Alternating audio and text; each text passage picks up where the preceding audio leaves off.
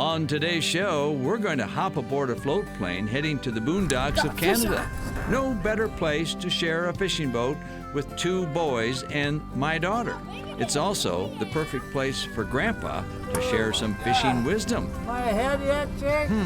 Anybody listening? Am I ahead? I'll take the pheasant. Up next, Laura Schara is putting the spin on a gumbo recipe, Minnesota style. True gumbo.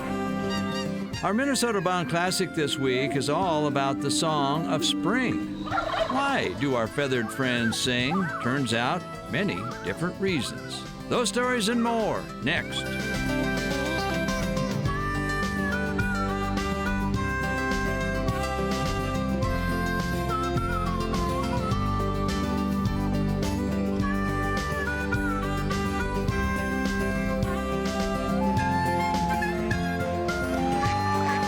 Minnesota Bound. Brought to you by Minnesota's Select GMC dealers. Hi everybody, Raven and I welcome you to the show. You know, all fishing trips are good, but some have more memories than others, such is the case of a fishing trip I took last summer with my grandson Jake, his buddy Jaden, and my daughter Simone. Let's just say we went to Smooth Rock Lake and we'll never forget it. My goal is to get one before we're on. Hey, it's bigger than my hand. He's cheating. Two boys, close to being teenagers and for sure pro anglers. Their faces say it all. Who knew? You could catch walleyes this easily. Got a fish on. That's a nice one, Jake. Yay! This is the magic of northern Ontario's fish-rich waters at a place called Smooth Rock Camp in the heart of the Wabakini Wilderness. Coming in hot. Awesome. This also is their story, Jake and Jaden, neighborhood friends, fishing in Canada for the very first time. That's bigger than two of my hands. It's also a story that happens only once in every angler's life. They will never forget. And neither will Jake's mom, Simone, and Jake's grandpa. Fishing in Canada begins, as it does for most Minnesotans, by driving north. Here we go, guys. Here we go. In this case, north to Crane Lake. Next stop, Mark Anderson's Outfitters. Mark operates a water shuttle from Crane Lake to the remote Canadian Customs Station.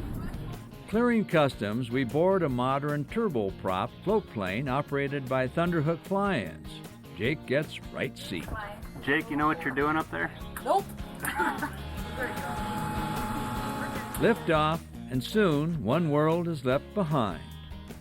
50 minutes later, we land into a new world, a world of fishing boats, comfy cabins, and ruled by Mama Smooth Rock.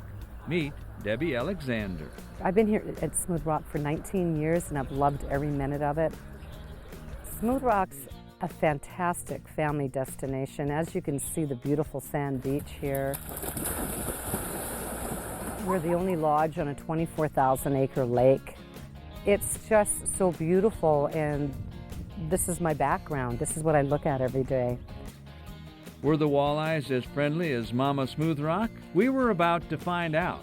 Led by Greg Alexander, guide extraordinaire. You know, my job here at Smooth Rock, I'm the guide. I take people out fishing every day. Here at Smooth Rock Lake, there's 24,000 acres of water to fish, so it can be intimidating, so a lot of people like to have the guide. Little did Greg know, he wasn't guiding boys, he was guiding competitors. Dang it! What is this? I'm losing now. And so it begins. Oh, you lost him. That doesn't count. Didn't get in the boat. Ha ha! Now they think they're fishing legends in their own mind. Give him a kiss. No. That is definitely not happening. Next stop, sun's coming down. We're going to a spot called The Rock. Whoa! Oh, that's a dandy. Must be a big one because he stood up. Oh my God! Look at that one, Jake. My grandson is way ahead of me, so I gotta show this one off. Am I ahead yet, Jake? Am I ahead?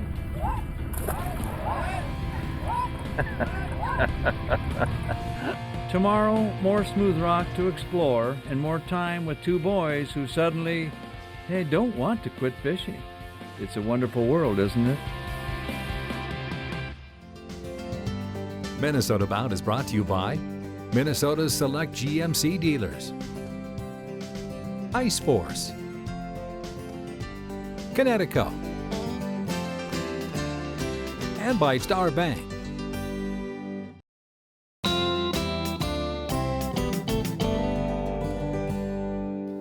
All right, we'll continue with our smooth rock fishing adventure. As you already know, the two boys are very competitive. It's time for me to step up.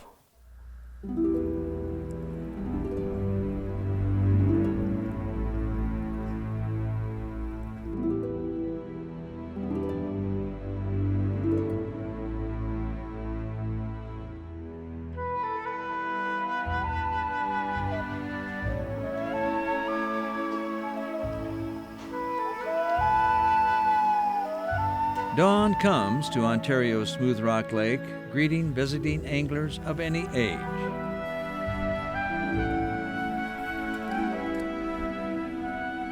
For two Minnesota boys, Jake Gauntz and Jaden Lappin, this is a first.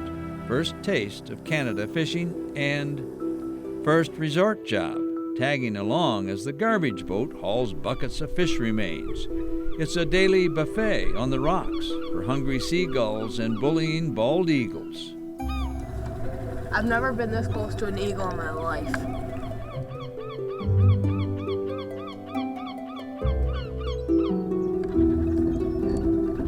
He's willing to fight a seagull. Oh, the joys of running a wilderness fishing camp. Owner Drake Dill, well, he's seen it all. Drake took over Thunderhook fly-in operations in Smooth Rock Camp after his father, David Dill, a Minnesota legislator, died of cancer. I've been here 8 years. I'm a third-generation aviator and outfitter. I grew up as a pilot, grew up flying the backcountry and fishing, and when this opportunity came up, it was hard to pass. The business has changed immensely just in the past 8 or 9 years. One is we're seeing different generations of outdoorsmen and anglers that come through. We've got fly-out outpost camps, and then we have where we're here today at the Smooth Rock Camp. And the Smooth Rock Camp is a more all-inclusive stay. Many of our cabins have satellite TV. They all have flush toilets, hot and cold running water. You can see the boats here down the beach and tied at the dock. You can arrive here after just a few hours and catch an incredible amount of fish. The scenery's fantastic, and you're in a wilderness. You're some of the only people on the lake, and you just can't beat that. There's lots of moments you can't beat in the boondocks. A grouse family on the trail, and two boys fishing and wishing and competing. Good sized one. Our boat against your boat. Hey, Mom, how many fish you catch today? Ooh, that's a nice one. Ooh. It's fair to ask if Grandpa caught much, but Grandpa already knew the joy of the catch was in the other boat. Jakey might have the biggest one. Oh, no, he's just he's nice. He's a nice one. Oh, Grandpa and Jake's mom had to show him up once in a while. Look how big it is! Oh yeah! It's small. Dang! Yeah, you're funny over there. It's boat against boat, except for... You know, these young guys, it's always a little competition with the young guys. Not just fishing, it's fishing and competition. You were trash talking to me yesterday. You were saying, man, I thought Ron would have a whole bunch of fish by now. Get out of our spot! Not all the walleyes were released. It was time to eat the best meal in the world. The boys were having their very first shore lunch. Greg the guide was head chef. Fried walleye fresh out of the lake. Well, It doesn't get any better. And so we end our Smooth Rock adventure with a moment nobody will forget. Big pike. The pike's got it. The pike's got it. Oh, I'm sure he's 40 inches. As Jake reeled in a walleye, a huge pike saw an easy meal. Got it. Pike got it. Okay, let it run, let it run. That's Pike it. got it. The pike got it. Just relax. Keep your rod off the boat. It's a huge pike. It's a huge pike. It's a huge pike. This thing's so big. We will pause here to note, fishing does not always guarantee fish. I think you let go. Oh, hey, let him back in. Let him back in. Open your bill. He got under the boat. Shoot. Nevertheless, almost always you can catch a memory. Right, boys? I'm noticing lots of wild game goodness. Time now to go wild in the kitchen, Minnesota Gumbo style. That's next. Closed captioning is brought to you by Borderview Lodge.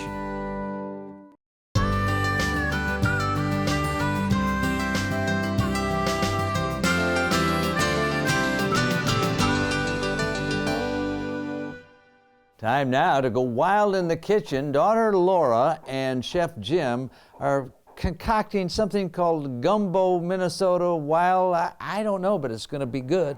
So it's time to empty out your wild game freezer today on Wild in the Kitchen. I'm here with Chef Jim Kinberg from Firelight Grill House and Cocktail Bar. And Chef Jim, I'm noticing lots of wild game goodness on this cutting board here. You are correct. What are we making? We're going to be making Minnesota wild game gumbo. So we Ooh, have that sounds all good. these great local ingredients, which we've harvested. We've got some venison sausage, Love it. some duck, some pheasant, some crawfish, some walleye. And I love these recipes because it really does give us a chance to empty out those freezers, make something wonderful out of it. All right, so what are our first steps here? We're gonna make the roux. First step is just establishing that base. So not only is this gonna create that foundation of flavors, it's also gonna help thicken our gumbo. And what's in roux? Roux is basically just a little bit of oil and it's flour. And it's taking a long time, slow and low, stirring it constantly, establishing that nice, almost milk chocolate kind of brown. All right, second step, we have what the Cajuns refer to as our trinity of vegetables. So we have our onions, our green bell pepper, celery, and we're also gonna add in a little bit of garlic. Just dump it right in there. You can hear that nice little sizzle. So the vegetables are actually gonna saute right in that nice hot roux. We wanna get those translucent, then we're gonna bring it up with some stock. Smells delicious, but it looks a little thick for gumbo, so how are we gonna thin this out? You are correct. We're gonna thin that out with some of this great pheasant stock we have over here.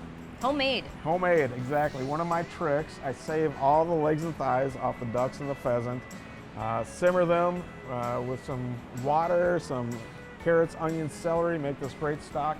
And then the meat I actually pull right off the bone, and that's gonna, kind of enrich our gumbo.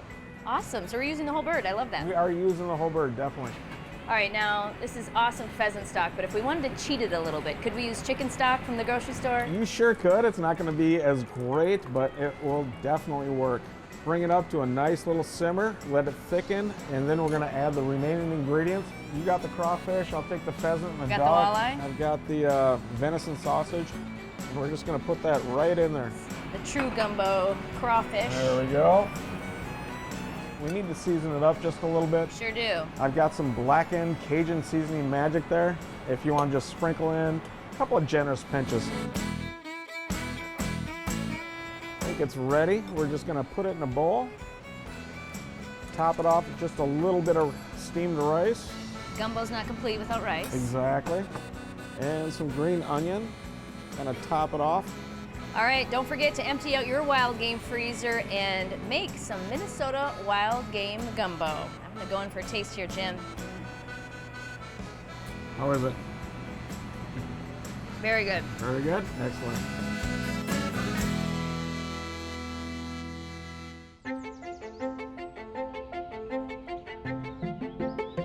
So if you want to attract all-around birds to your backyard in the wintertime, I would suggest the black oil sunflower seed as the base of all of your bird feeding.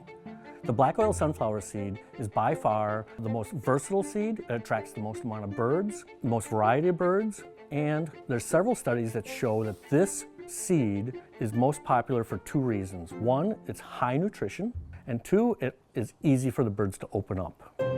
So the type of birds that would come to a black oil sunflower seed would be cardinals, blue jays, chickadees, nuthatches.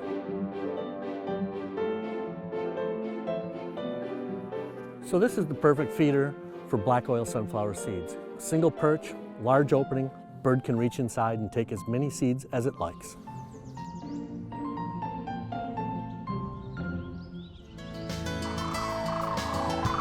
Still ahead, there's music in the air.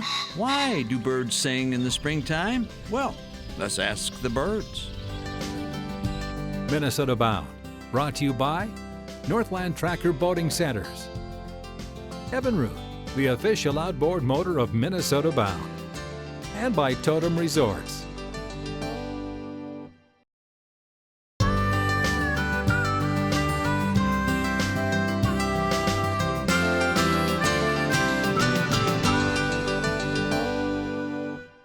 In springtime, the air is filled with bird songs. They sing to their heart's content. But why do birds sing? In nature, they are the earth's choir, wearing feathers instead of robes. Their music rings from the tops of trees to the tops of cattails. They sing from on high, or out on the prairie, or deep in the forest. It's music we hear free and wonder if any of it is for us. I think it's a little more basic than that. It's more of a, if you don't sing, you don't get to hold a territory, you don't get to have youngster, and you don't have food. I wished it were a little bit more poetic, but it doesn't seem to be. Sometimes they make noises just because they're alarmed. Sometimes they make noises because they're scared. But one of the biggest things in the spring, they make noises to set up their territories, to let other birds know that this is their home, this is where their wife will be, this is where their kids will be. Stay out here. It's a territorial call. Canada geese honk about things like that, and so do western grebes.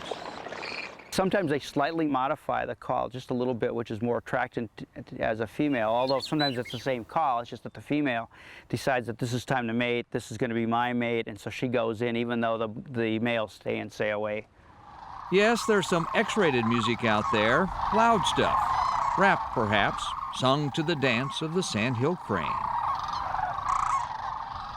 Sometimes this feathered choir sings in unison, birds of a feather, swirling as if every move was choreographed. But by whom? A lot of times they're location calls, and sometimes different groups of birds identify each other's, not only their voices, but their call notes, locating each other within either a flock or a skein or a troop or a murder or whatever the group is called.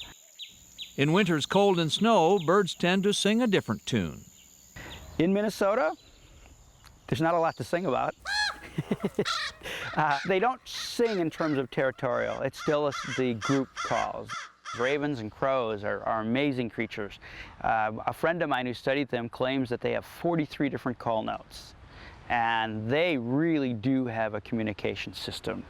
And they oftentimes will communicate when they dislike something, or certainly they communicate when there's an owl in the area.